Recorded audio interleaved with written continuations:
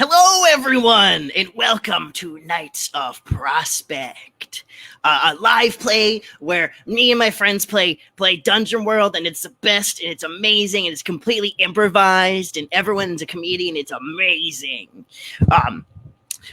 This is the show. Welcome to it. It's me and a bunch of other friends. I'm Chauncey, of course. I'm a 10-year-old amazing wizard. And I'm going to do some really, really cool stuff later, so watch out for that. I'm joined by a bunch of friends, but one really, really special one who runs all the technological magic is my friend Portia. Portia Dorngage is here running there's Portia. Hey, Chauncey. Hi, how are you? I'm doing good. I'm ready to run the chat. So if you see anything from me in the chat that says Knights of Prospect, that's me. And I'm going to put your comments up on the screen. Yeah, that's pretty cool. Portia will do that. Portia will put all the comments on the screen. And Portia also put in chat a link to our Facebook page where there's lots of cool stuff there. There's some information about the show and cool perks if you want to donate. All the donations go to a really cool Comedy Theater Improv Boston to help keep that place alive. It'd be really, really great if you could help us out with that. It's a cool place. It's a really cool place. Have a good adventure. Okay, bye, Portia. Some of my other friends are Vil, who is a ranger. Vil's a really cool. There's Vil. Hi, Vil. Hi. And Jelly. Jelly's like a rogue. Jelly's like the sneakiest person you've ever seen. There's Jelly with the cool hat. Hi, Jelly. And there's Raz, who's a super smart cleric, a priest, just like the smartest. Look at Raz. Hi, Raz. Hello. Hi, Raz. And all these people Hello. are super cool and smart, but there's someone who's actually controlling our entire world, which is so cool, and that's our Game Master. Hello. And that's all of us here for Answer Prospect. All right, everybody. All you prospective Knights of Prospect, all trying to make your way out there in the world and impress the famed Knights of Prospect. Let's get started. Chauncey, you are standing in the middle of a field because you are testing out a new spell. Well, at least a spell that's new to you. And you're pretty sure that if you get this right, you'll be comfortable enough to continue casting it. Therefore, moral support is your friend, the cleric Raz, your friend, the thief Jelly, your friend, the ranger Vil, and Vil's dear friend, Hobie the Duck. And they're all kind of standing wherever you tell them to stand, so that you can prepare to cast and determine the results of this spell. So, Chauncey, what is it you're trying to cast? I am trying to cast Grow, so that I can become large and mighty. Awesome. This is a spell that, describe how you kind of came upon this spell, because this is not part of the regular Arcane College curriculum. Yeah. So it's pretty cool. Once I was walking in the woods, right? And I got a tingling feeling. You know, like everybody gets that tingling feeling, like when they think something really magical is nearby. And then under the deepest, the darkest tree I could see, it was all like gnarly and weird, and I hadn't noticed it before. There's just a scroll under the tree. And I swear, somebody even said, take the scroll, when I was like, well, this is the best day ever. So I took the scroll, and there it is, Grow. Vil, Jelly, Raz, you're all kind of standing in a safe distance as you see Chauncey kind of setting up for this. There are these like sigils of protection all over the ground, little piles of chalk at geometric pattern intervals. And you're all just kind of taking this in.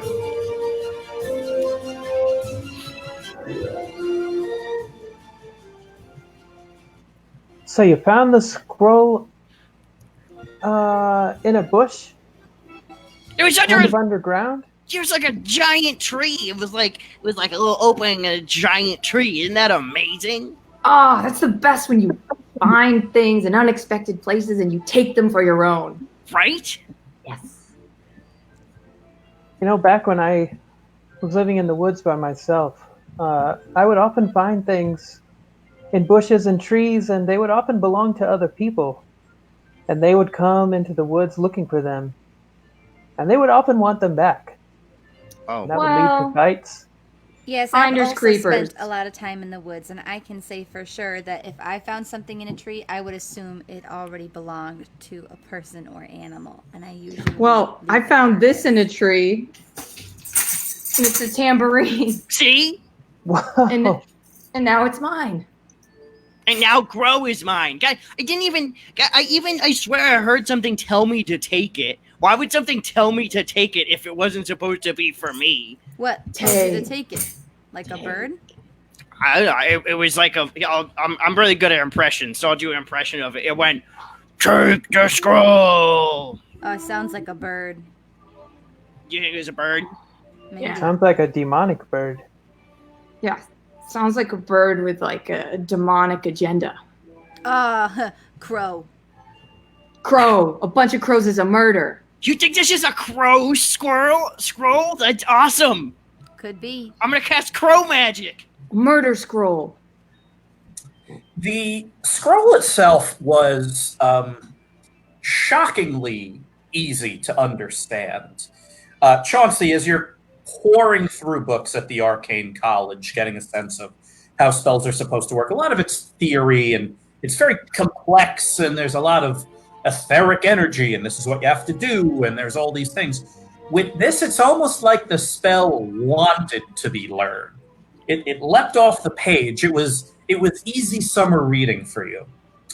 So let's roll to cast a spell. And as a reminder, as this is Dungeon World, we roll 2d6 and then add the necessary trait.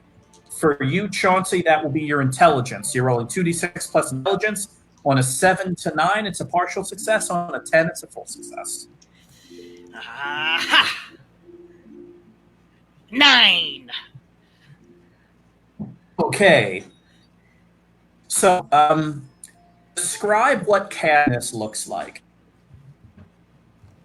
All right. So, it's not that, but now that I'm set up, I throw the scroll into the center of my sigils that I prepared, and it said I had to kind of wave my arms like this, get a little, yeah, and then go, grow. See, it's like the easiest spell. So, parts.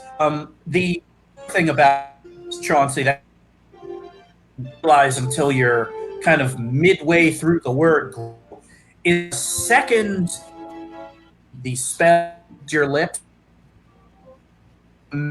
spell of energy, pull forth and your legs and chest and arms, kind of filling up your begin real fast, real. See, how tall did you want to be? I wanted to be 9 feet tall. 30 feet.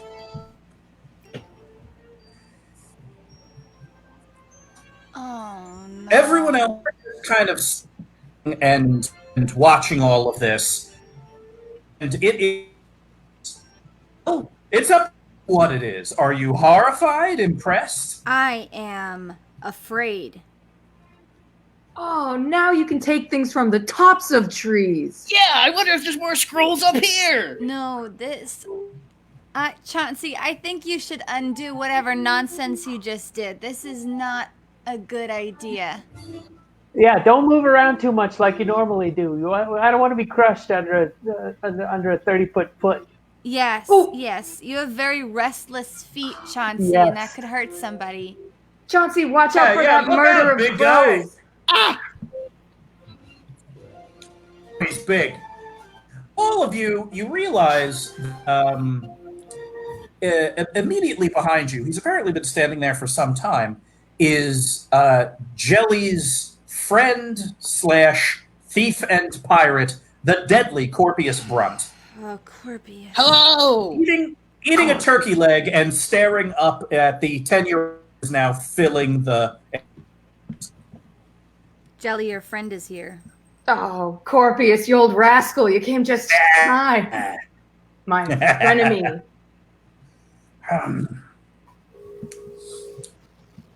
I knew even before I got here you'd be the right people to talk to.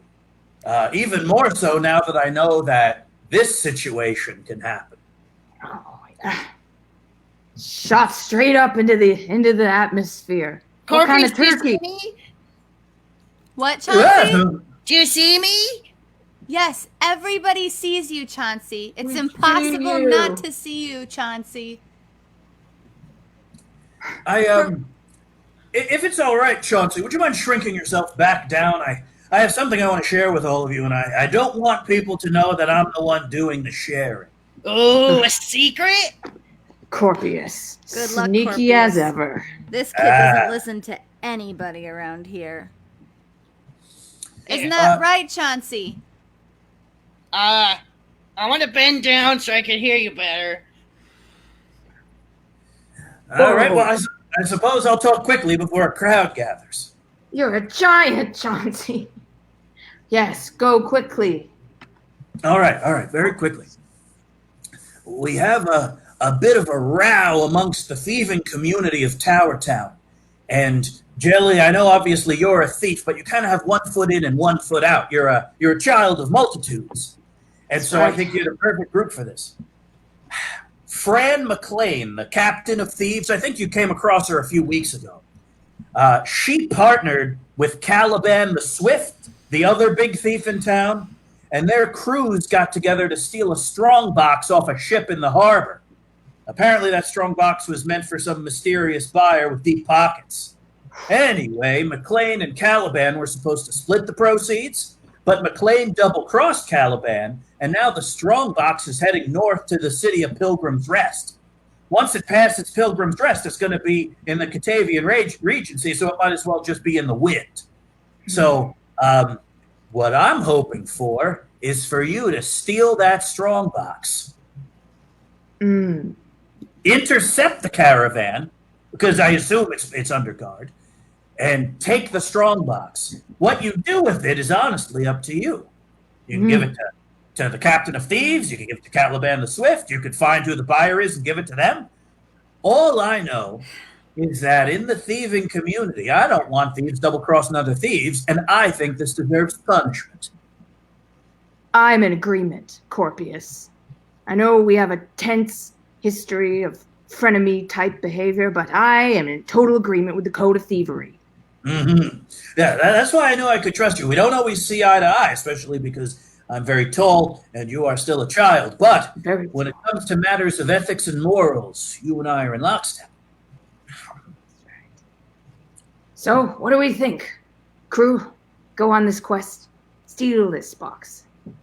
Well, this isn't the Chauncey, stop breathing on me. Well, I'm trying to This hear is- better. I understand, but you're breathing right on me. Phil, I couldn't I don't- hear it all. It's So I just wanted hot breath, Chauncey, on Your me. breath is like a gust of wind. A massive gust of wind, Chauncey. This isn't the type of work that I normally like to take, but Jelly, if this is important to you, then, well, I'll follow right behind. Yes.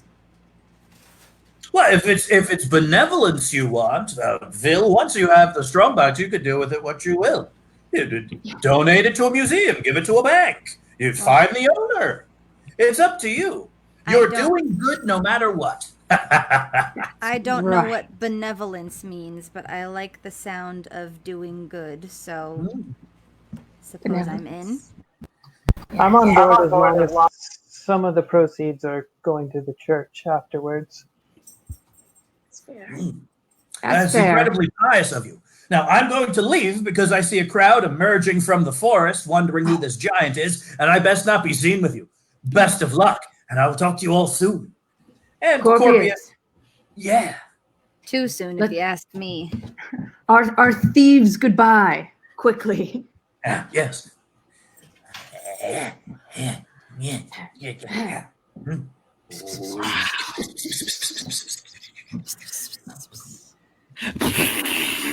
And like that, Corpius vanishes in something close to a puff of smoke. All right, gang. So, what do you all want to do to figure this out? What information do you need? What's your approach?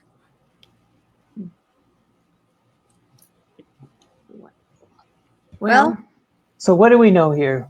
We know there's a strong box. We know it's going north in a caravan. Mm-hmm. Do we know who took it? they were double-crossed. Somebody was double-crossed. Yeah, the sense you get is that Fran McLean, the self-styled captain of thieves, has double-crossed Caliban the Swift and absconded with this strongbox. Whether it's someone on Fran McLean's payroll, because she does have a big crew, or whether it's Fran McLean herself, you don't know. Should we Fran try to McLean. head into town and gather more information, Jelly? Yes. I could head into town real quick. Oh, Um, I don't. Chauncey, I don't know if you should be heading into town right now. You might cause a disturbance. Yes. You don't think people would want to talk to me because they're impressed? Well, Right. I don't know. Right. More so maybe just screaming than a sort of a conversation that I think you're looking for. It's frightening how tall you are, Johnson. I think it's fun, but I think most people will think it's frightening. Yeah, I think it's frightening. I'm one of the most people. That's right. Or, well, I don't want to scare everyone. And I put my big toe on the scroll again and say, grow! Oh, that part really hurts. Yeah, growing was fine. Ah. Shrinking is absolute agony. Oh, painful, but at least your cape fits you again. It looked awfully small. I know. Did you feel like your guts just got squeezed so tight? These are my guts and all my bones. Your bones feel like they got like crumpled. Yeah. All right, everybody. So you've all given yourselves kind of a few hours to figure out what to do. So let's go around Chauncey, Vil, Jelly, and Raz, and each tell me kind of how you want to approach figuring this thing out. Well, I'd like to go to the tavern to be helpful. Mm-hmm. Absolutely. I Chauncey, would like. Jelly, Raz, yeah. Well, I would like to commingle with some of the sort of seedy underbelly of the town. See what people know. Those sort of people who know things that they shouldn't know. Violent people, scary people. I'm very charismatic. Yes, you are. So yeah, Vil will be getting the lay of the land above ground. Jelly will be, say, below ground, getting the lay of the land. Chauncey, Raz, what about you two? I am going to go to the docks and do a information gathering mission. Maybe look for some books, for some logs, for caravans that were leaving the docks in the last day or so. See if anybody signed out horses or carts. If somebody noticed the strongbox that shouldn't have been there. Absolutely. I want to go with Raz. I'm really good at looking at books, and I really love horses. All right, let's do this, Chauncey. Whoop. There it is. Fantastic. So, Vil, we will start with you. What kind of tavern do you want to go to? Oh, I would like to go to one of the more upscale taverns. I'm looking to meet anyone who might have a hand in the trading business around here. Absolutely. So, you. What's interesting about all of you is obviously you are not all members of the Knights of Prospect. You are simply prospective knights making a name for yourselves. But over the last several weeks and months, you kind of have started making a name for yourself. And while even as recently as 2 or 3 months ago, Vil, you may not be necessarily comfortable like walking into an upscale tavern wearing like your hunting leathers. Right now, you can. You know, the kind of the footman at the door kind of nods knowingly. You don't think you know this footman, but they know you, and you know you are kind of ushered in along with Hobie, and you elbow up to the bar. So yeah, there are kind of a number of different approaches to this. You can just kind of chat with everybody. You can buy everybody drinks. What do you want to do to get information? Well, I would like to ask the bartender. Yeah, the bartender is incredibly well dressed, and she comes up to you and says, a ranger and a duck. You must be Vil and Hobie. Nice to see you both, and welcome. That is our names. Thank you very much for having us here at this establish. So, may my duck have a seat? Of course. And, there's kind of all the stools are about stool height, but an additional box is put out for Hobie on top of the stool. Thank you. Hobie's bill is now peeking above the bar. Wonderful. Thank you. We're looking to, as you know, I am a ranger, and I'm looking for some work as a ranger. All very above board stuff. Now, oftentimes traders will desire a ranger or a guide for a trip up north. Do you happen to know any traders around here who might be making their way up north? For maybe my services might be desired.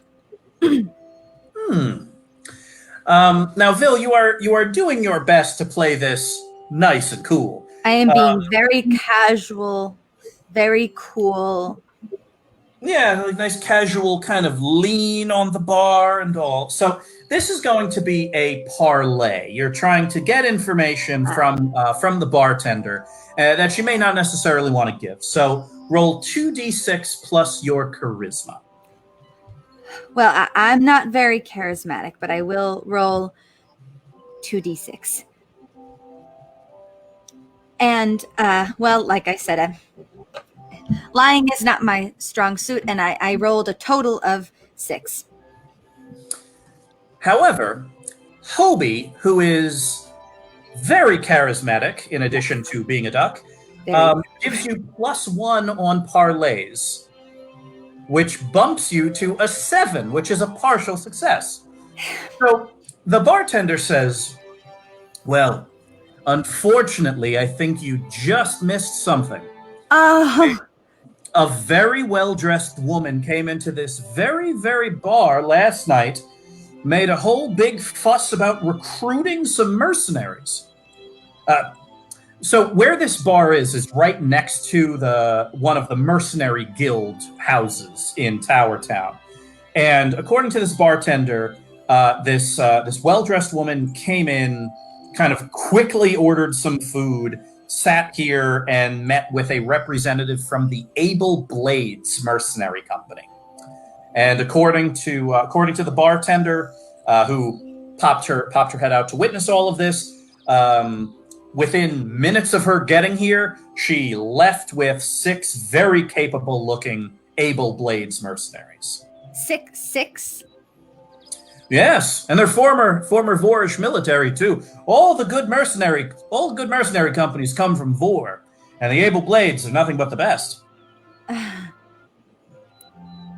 Well, that's fantastic. Thank you very much for telling me about the Able Blades, and peace to your household. Goodbye.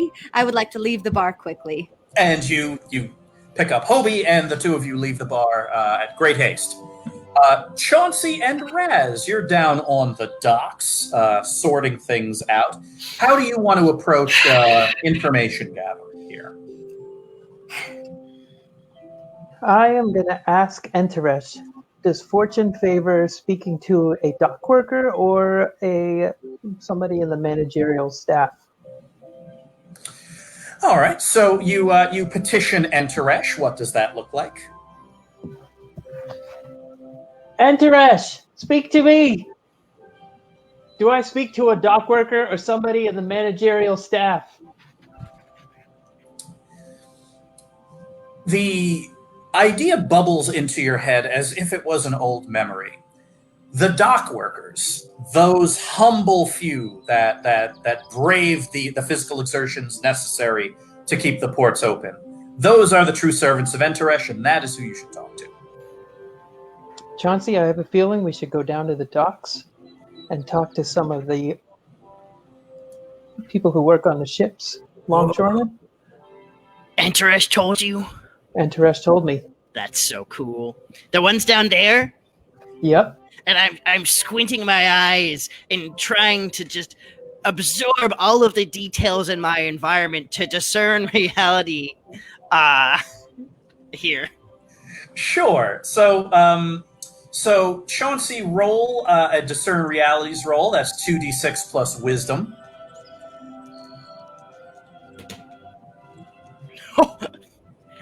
10. Wow. 10. Very, very, very impressive. So I see everything. Yes, you do. Very, very good. You so with discern realities, that is a full success, which means you can ask 3 questions from the discern realities list, and I will answer them for you. Oh boy, here we go. What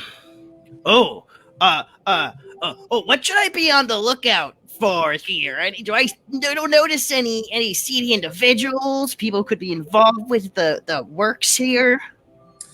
So it is very clear to you, especially after Raz and the god Enteresh narrowed it down for you, to really focus kind of on individual people and get a sense of what they're all about. And the docks are an incredibly busy place, and it's a lot of piers, a lot of ships coming and going across the bay, and even at night, it's still a very crowded place. So generally speaking, if there is crime to be done on the docks, it's usually because either the dock workers were involved or because they were paid to not be involved. So what you should be on the lookout for are people on Fran McLean's payroll. Oh. I gotta figure out what happened here recently. I'm trying to investigate the thievery. Yeah, so all of this, especially with the information that some of these people have been bought by Fran McLean, the captain of thieves, you kind of explore and examine over a couple of hours. And the story that you and Raz put together is that essentially Fran McLean bankrolled a number of dock workers to call out sick. And Caliban the Swift replaced those dock workers with dock workers from his crew. So essentially there was kind of a swap, and that's why it needed them both. Like Fran was the money and Caliban was the muscle. And what happened was the strongbox was loaded onto a cart, and apparently that cart was supposed to go to some meeting place, but apparently the people on the cart just started taking off to not the meeting place. So what you get a sense of is, for at least the very beginning of this whole situation, there is a cart, there is a strongbox on it, and it is somewhere on land. And what here is useful? Is there something I can use to decipher where it went? Yes. The useful thing, and this is very, very useful, and Raz, both of you kind of are struck by surprise by this part. The harbor is blockaded. That is to say, Tower Town's kind of merchant marine fleet have blockaded the harbor completely so that no one could come or go by boat. And the reason why this is useful to you is that you are pretty sure the theft and the blockade are connected, which means that whoever was stolen from probably has a lot of power in town to order a full blockade of the harbor. Rez, it's a conspiracy. I think this one goes all the way to the top. This is the best ever. Let's go down to the Let's go down to the docks and talk to some people. Let's figure out who's behind this. And you do just that with various kind of interviews, dialogues with some of the more religious dock workers. The thing that you realize in kind of all your interviews and conversations is that the dock workers kind of pass you on to a harbor master, and the harbor master tells you this salient bit of information, which you really didn't know until just now. A blockade this thorough that shuts down all traffic in and out could only be called by one person. Archmage Basia, the leader of Tower Town, and the dean of the arcane college that Chonky attends. Let's switch to Jelly. Jelly, you are as you often do, exploring the seedy underbelly of Tower Town. Tower Town is as famous for its rough and tumble docks as it is its massive arcane tower, the Tower of Gifts. But one thing that it is also a little bit on the map for is having a very rich and full underworld. Hence, there are two different people currently claiming the throne of the Thieves Guild of Tower Town, specifically Fran McLean and Caliban the Swift. So, where are you exactly, and who are you talking to? So, I've made my way to the darkest side street, right outside of a pub. But is it really a pub? It's mostly just trash, and people talking trash, and people talking about taking other people's things. So, I've found my way there, and it's a very moldy place, almost like it doesn't belong where living things are. Just smells of death and booze, I think. I'm only 10, I don't partake. But, yes, I'm going to get some information. You have a very interesting reputation in the criminal underworld. You are a 10-year-old, but at the same time, you hal around with Corpius, who is an actual pirate. You are respected. You are treated like everybody else is. And so when you walk into a place, even one as seedy as this one, there isn't the music doesn't stop and everyone doesn't turn around. When you walk into a place, it's Jelly. And he's the one that has gotten into fights and murdered before. And so you're able to kind of elbow up and weigh in. And the talk of this place is the fact that Fran McLean double-crossed Caliban. And that is a very, very huge deal. And, people are being, even in here, even with these seedy characters, everyone is being very, very cautious about saying what side of this disagreement they're on. Jelly, what do you want to do? Do you want to kind of ply your connections? What is it you want to learn? So, I want to learn the whereabouts of Fran McLean. I want to learn from someone who I can tell when someone knows something, and I have my ways. It can be very convincing as I produce a vial of golden root I can make anyone feel I'm their closest companion with this very precious poison that I've concocted. So I think I might slather my tambourine in it and offer my tambourine as a happy offering to someone in here who I know knows where Fran McLean is.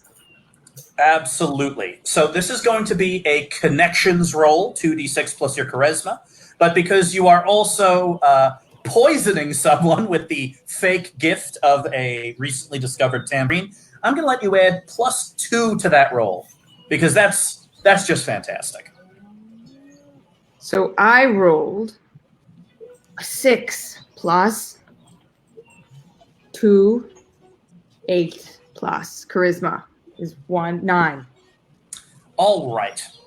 So you there is someone here, someone you've worked with before that is very willing to spill the beans. So who is this person and what are they to you?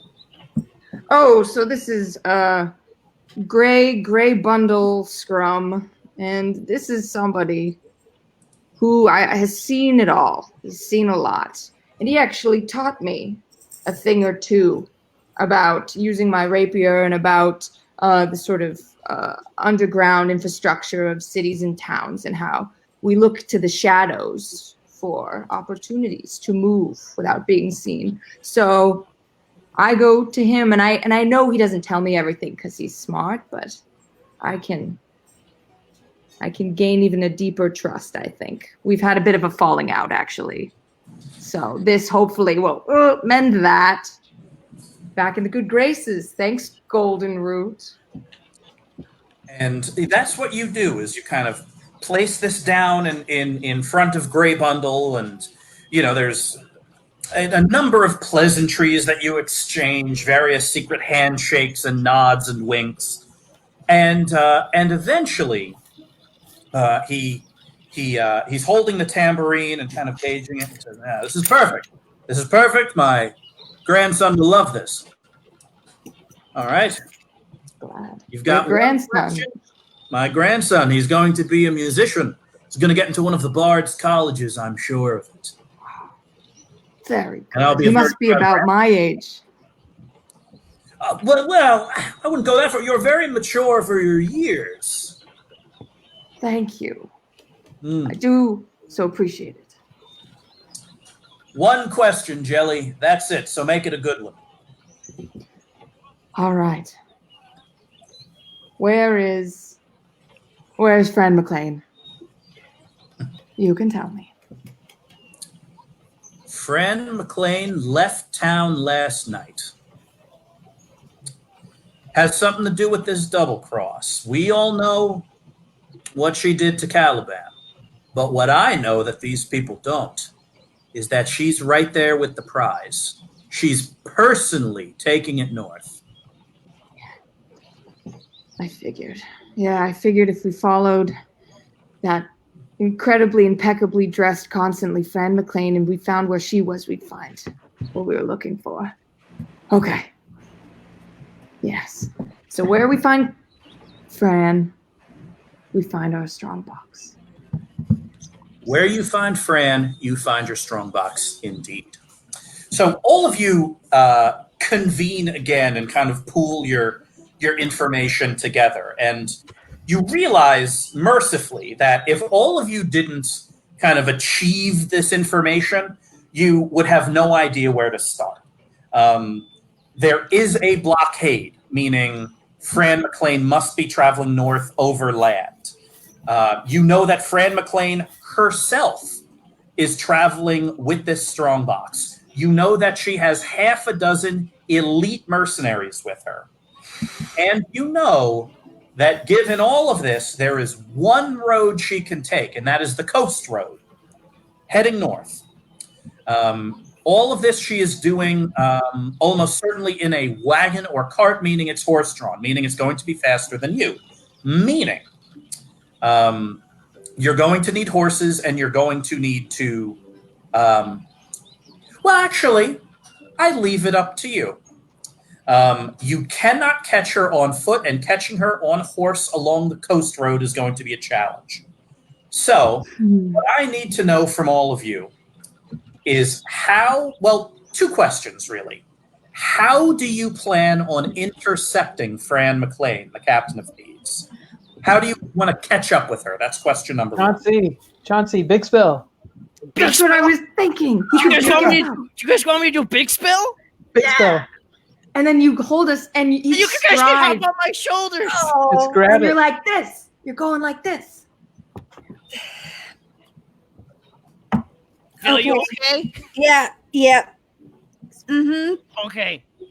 Let's do it. Let's ride. Yeah. Let's ride Chauncey. Yeah, let's steal the sky. Okay. Guys, you remember anything I drew before? It might go a little faster if you help me do the spill.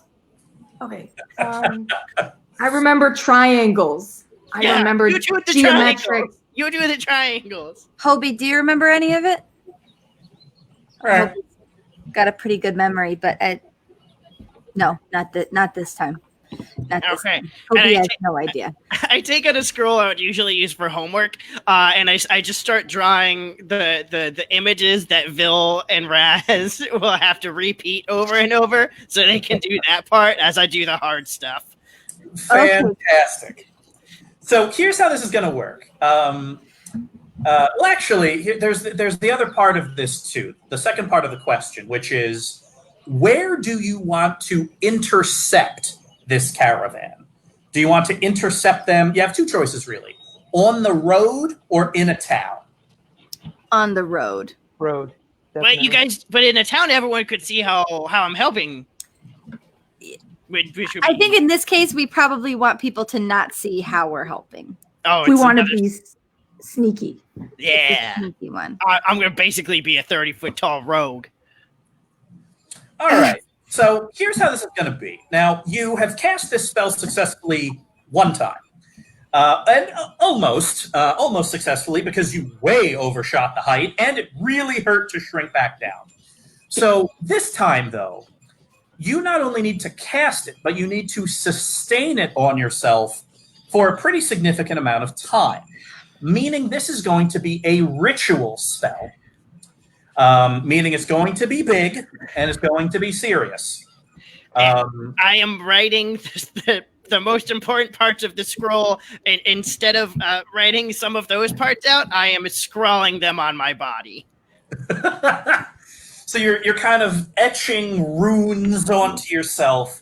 And here's I'm going to put two conditions on this. Actually, three conditions on this. One, it's going to be dangerous to you and your allies. And, actually, two. Yeah, it's going to be dangerous to you and your allies. And two, you have to disenchant essentially each of the allies that are contributing to the casting of this ritual are going to need to sacrifice something of theirs to sustain the magic. All right, everyone. This is a biggie, is what wizards call it. And when we do a biggie spell, you gotta have biggie sacrifice. That's the technical term. Don't worry about remembering that. But we all gotta sacrifice something magical. Sacrifice, like we just have to. We I'm have to gonna just ruin it. disenchant it. We have to give up like a worldly possession. Magic is a pretty strange thing, in that depending on what you're trying to do, you're either drawing energy from the earth itself, which is the safest way to do it. You can also draw energy and power from something that already has magic in it. And that's kind of medium dangerous, or the most dangerous is to draw upon your own life force. So if you can't sacrifice something and you can't connect to the earth, which I've already said you can't do, unfortunately, it either needs to come from something that is important to you or from yourself, meaning you're going to risk some harm. Okay, well, I was saving this for a special occasion, but I found this buzzberry a few years ago, and Buzzberry. yeah, I found it deep in a cave up north. So here you go. That That's- buzzberry is nature's equivalent of a gold watch. It is something that you have been waiting to use, and something that you thought, well, maybe one day I'll find its right purpose, but this is that time. Well, I was gonna give up my hat, but then it's just such a big part of who I am. I mean, it's really what sells my fake documents about that phony fur trapping apprenticeship That that was I a had. riddle? Oh, yeah, it wasn't. But you know what I do have for you? I've got this. It's a little guy that I caught along the river. It's an iridescent nematode. It's in my hands. I've been keeping him in my pants. Okay. Okay. It didn't bite you in your No. pants. It didn't bite me in my pants. Okay, Jelly, that nematode would totally bite me. So you hold on to it until right before I cast a spell, and we'll let it leap in, okay? I can't believe it didn't bite you. No, it didn't. I think it because I keep feeding it dried turkey. That's probably it.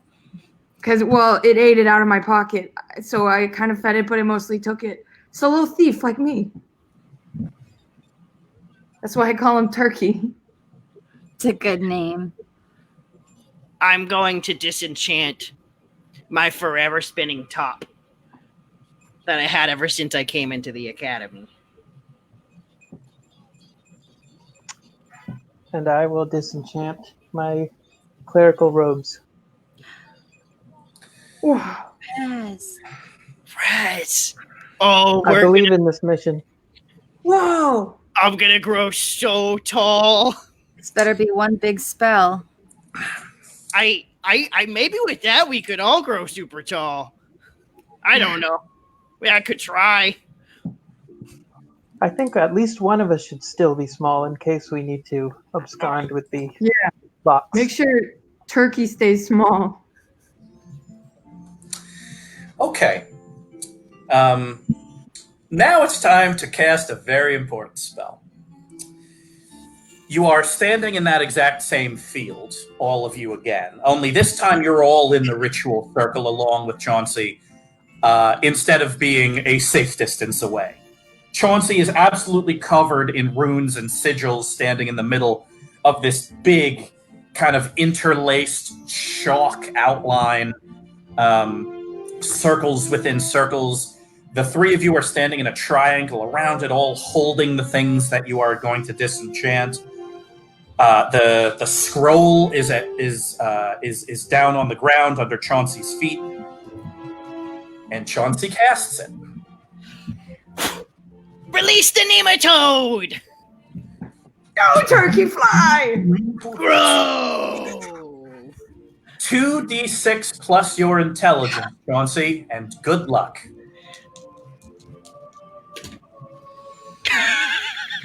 11!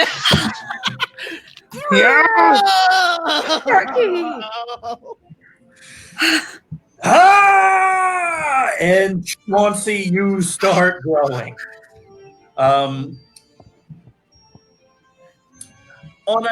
Pick a number between 10 and 50, because that's the number of feet you are going to be. Your choice. Oh, definitely 50. Yep. Chauncey!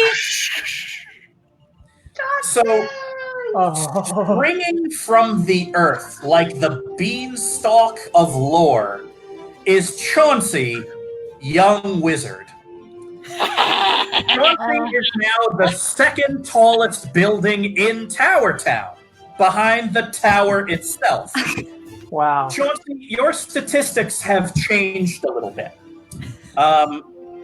First and foremost, you no longer have a strength stat, because every strength roll you will attempt is going to be an automatic success. Your dexterity and your wisdom have both decreased to -2 each because it is very hard to control yourself and discern things when you're this big. However, you can now carry Vil, Jelly, and Raz. Yeah. Hop on. I'm gonna climb up. Oh, I hate magic. Yeah. Here we go. Okay. There we go. I scuttled up onto your shoulder. Oh wow, you're fast. I'm gonna scoot over to this side. Everyone comfy? Yeah. Mm-hmm. Everyone grab some robe. Hobie realizes in this moment that this is probably higher than he has flown in a while. Hobie! Me too, buddy. Just stay close and grab onto the kid if you need to. I can see the whole world. This is wild. You see the tower, the city, the bay beyond it, the blockade, wagons coming and going along the Coast Road and the Silver Road.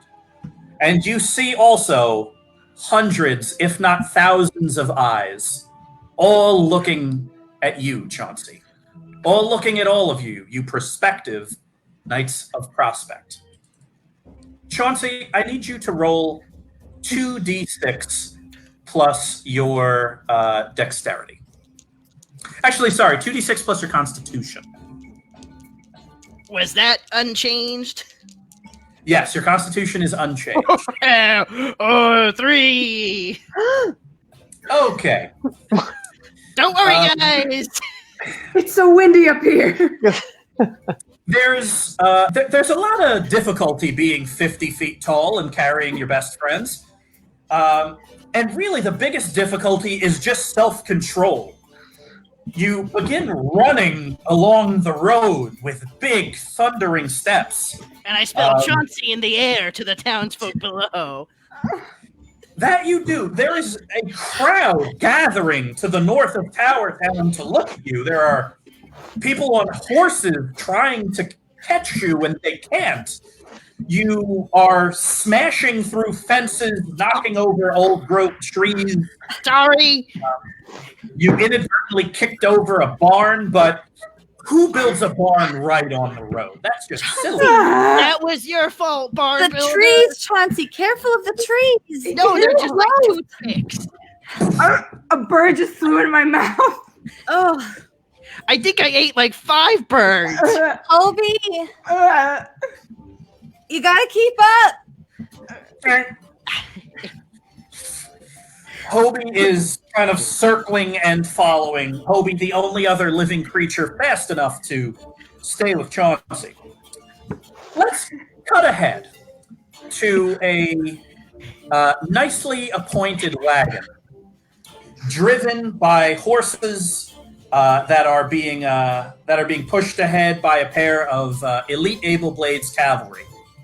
Flanked on either side of this wagon are 2 Able Blades on barded horses. And there are 2 more Able Blades sitting in the wagon itself, along with the impeccably dressed Fran McLean, who is holding the strong box in her lap. I see him. All right. That I'm that gonna woman cast knows how to wear divine. velvet. I'm gonna cast divine protection to keep us at least slightly safe. And I stealth. Chauncey, roll 2. So, Raz, your divine protection is effective as it always is. Okay. Please ask Enteresh for guidance, and he will give it. Enteresh, please grant us divine protection. Thank you. That'd be good. I can never see the guy you're talking to. Normally, He's right when there. you ask Enteresh for protection, Enteresh rancid with kind of the solemnity of knowing that one of his servants is going into battle. Yet when you ask for it this time, you kind of hear a different type of voice in your head. You essentially hear, "Yeah, sure. Good luck." And all of you feel a tingle of divine protection. Chauncey, roll 2d6 plus dexterity for a sneak roll. Oh boy. Oh, 6. Okay. Chauncey, you run for hours and easily clear what this horse caravan has done in the last 16. Where do you hide behind to spring your trap? I go just ahead of where they are on their presumed path, and I crouch Okay. just right at the trees. Chauncey. What? What? Shh, be quiet. They can I'm still actually see you. thinking- Yes, I'm thinking maybe you might even do better as a distraction for now. Okay, and I take them off my shoulders and put them, and I run to the wagon, put them down just behind the first tree line. So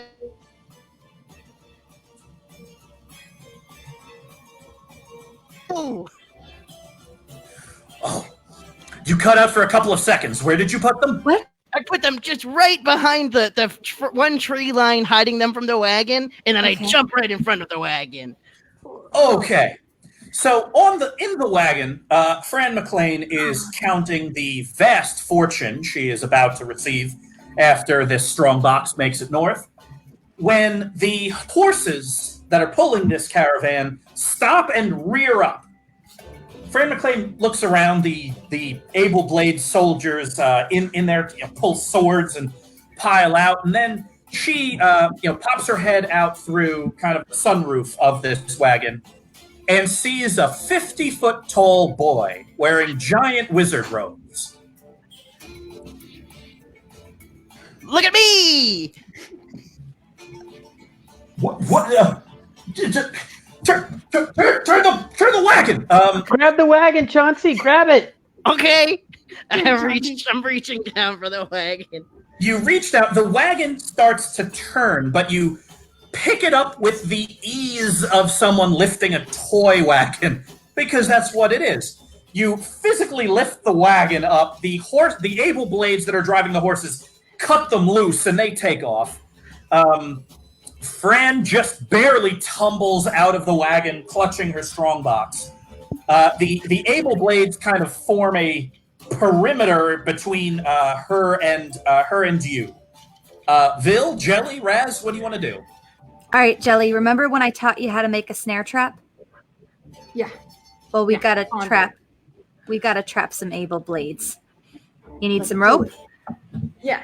Let's get some rope. Let's lay these traps. All right. I'd like to lay just a solid line of snare traps in the opposite direction on the side of all the able blade mercenaries. I'm gonna help. Absolutely. Roll 2d6 plus your dexterity.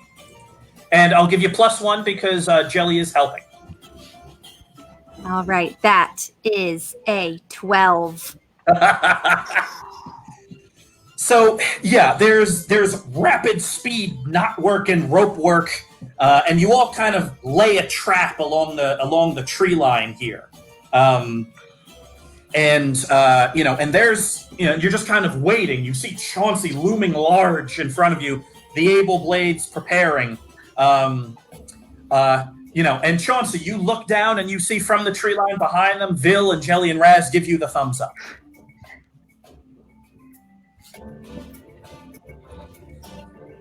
All right, Chauncey, what do you do to try to get the able blades to break and flee? Oh, I just start going towards them and I say, "Hey, you guys want to see some magic?" Awesome. That's definitely intimidating. So Normally, an intimidation check like that would be 2d6 plus your strength because you're trying to scare them, but you automatically succeed because you're 50 feet tall. And I throw down the wagon right behind them to start moving my hands ritually.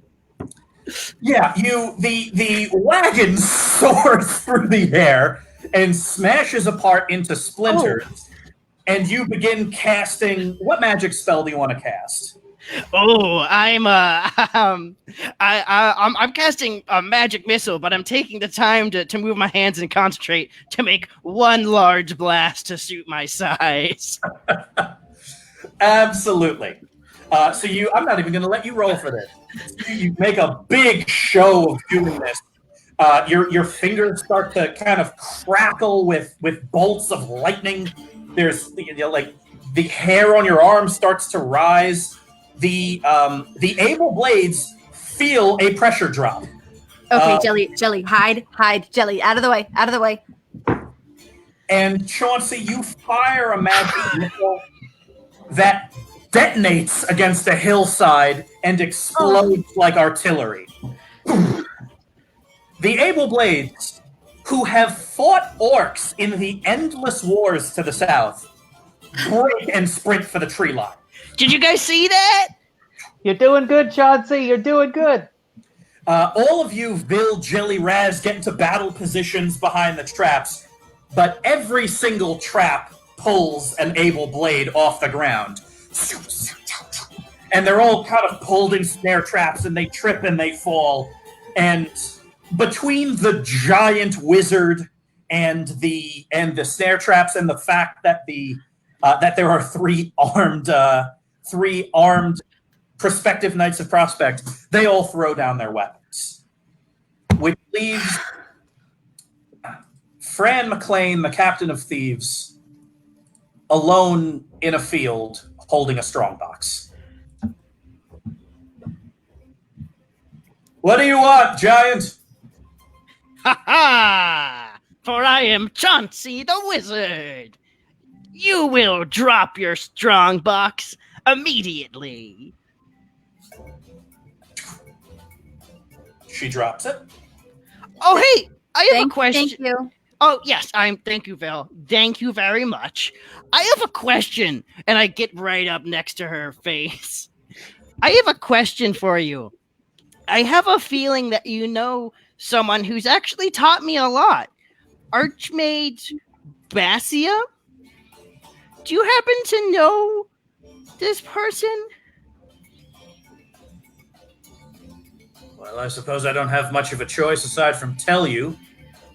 Yes, what's in here was supposed to go to her, but I stole it, and I'm going to sell it. Or I was, until a giant decided to intervene. Cool.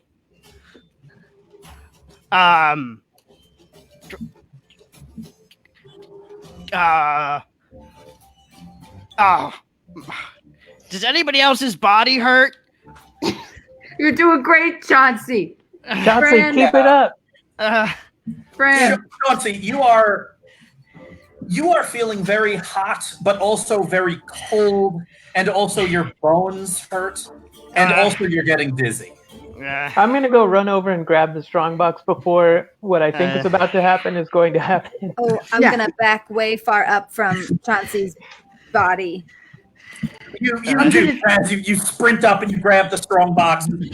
There's enough kind of confusion happening that you're able to kind of get it and then leave. And Chauncey, the world's getting awfully spinny, Chauncey. Awfully spinny. Chauncey, Oh, Chauncey. Chauncey, Kneel down or something. Lower your center of do gravity. you want some Gana root to chew on? Are you gonna be sick, Chauncey? Okay, I'm coming. And then I just fall sideways towards the trees. Fran McLean, the captain of thieves, runs far faster than a woman of her high station in the underworld has run in years. She heads off to parts unknown, echoing to herself as she does, Chauncey the Wizard. I'll remember that name. Bye, Fran. Chauncey. Chauncey. Chauncey? Chauncey. I'm gonna take some. Some pond herbs out of my backpack and just start rubbing them on Chauncey's giant face. Oh, Chauncey, you're I'm really going to hot cast and some really healing cold. spells.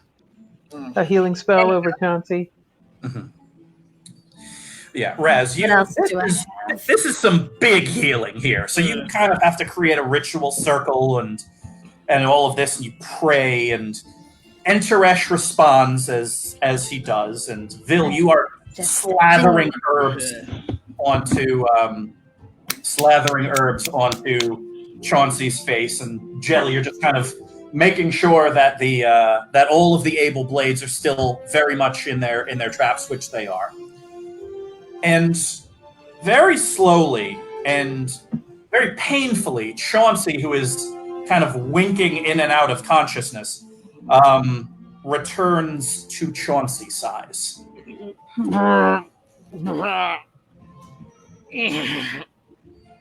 Chauncey, you emptied your stomach. Thankfully, you didn't do it while you were 50 feet tall. But you are gaunt and exhausted. But the four of you and Hobie are all sitting in a circle around a strongbox. Should we Did it. steal it? We got it. Didn't she say that it was stolen from the dean of your college, Chauncey? Yeah. Maybe What? we could return it to its rightful owner. I bet Or I mean, we could keep it. if Raz says we can keep it, it feels magical. I feel like we earned at least seeing it. I Seeing think we what's can in it. pick it up as we see fit.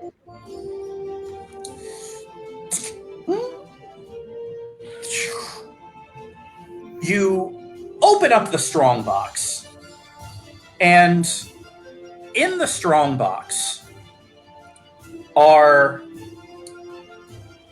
all like in a row here 8 little medallions the size of kind of brooches. They're silver, and they look like these little smooth diamonds. Tiny little red stone in the middle of each of them. Whoa. Did you learn about these in class, Chauncey? These feel special. I'm gonna try to think about what I know about things like these. Yeah, Chauncey, 2d6 plus your intelligence. 7. Definitely magic. They are definitely powerful, and they're meant to be worn. Aside from that, you don't know. Oh. I put mine on and it's glowing and shaking. Yes, you do, Jelly. Wow, I do it too.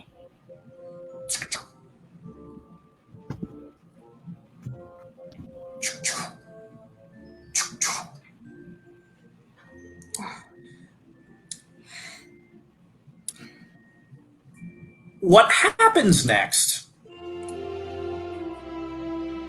doesn't hurt at all. But wings spring from your shoulders. Giant white wings. Oh, weird. Wow. Silver horns emerge from a helmet that is now on your head. I have a different And- hat now. And flaming swords appear in each of your hands. Look, I'm flying. Oh, don't you? I think we should definitely keep these. You sure we should keep them? I mean, at least a few. Ugh. And the four of you are aloft. Cut to some minutes later. Riding in on half a dozen griffins are Archmage Basia and 5 members of her high guard of Tower Town battle mages. I drop my swords and take off the helmet and hide my wings with my cloak. The 4 of you are just kind of flying in a circle when you essentially see Chauncey, the dean of your college, and the 5 most important wizards that report to her all approach. Chauncey, you're trying to get the wings back, you're trying to get it off, but this thing is stuck. It is on you. And so in the sky, the 4 of you plus your dean look at each other as the wind blows and whips above and below you.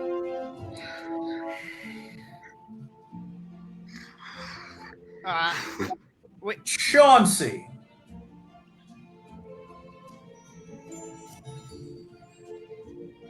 If my intelligence is right, you made it here by growing 50 feet tall, and then when you got here, you opened up a strongbox and wore the contents. Oh. Yeah. Yes, I did. I did rescue these belongings through mighty magics.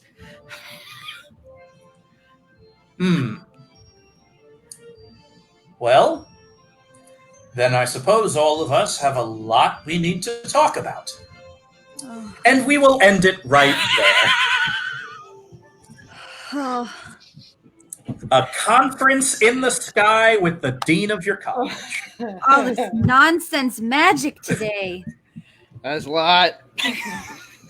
That is a lot. All right, everybody. Terrific work. Congratulations. You stole from a thief that stole from a thief that stole from the dean of your school. Thank you very much, everybody. And thank you very much for all of you watching the Night of Prospect and for the donations you have made this hour. Don't forget to subscribe to Knights of Prospect on twitch.tv and follow us on Facebook at Knights of Prospect. As far as the Knights are concerned, there will be more adventures with more adventurers to come every Monday at 6 p.m. until we tell you otherwise. If you're hungry for more comedy this evening, we recommend the show Run On, a live game show by some of our friends, starting at 9 o'clock right here on Twitch. Yeah. Thank you, everyone, and good night.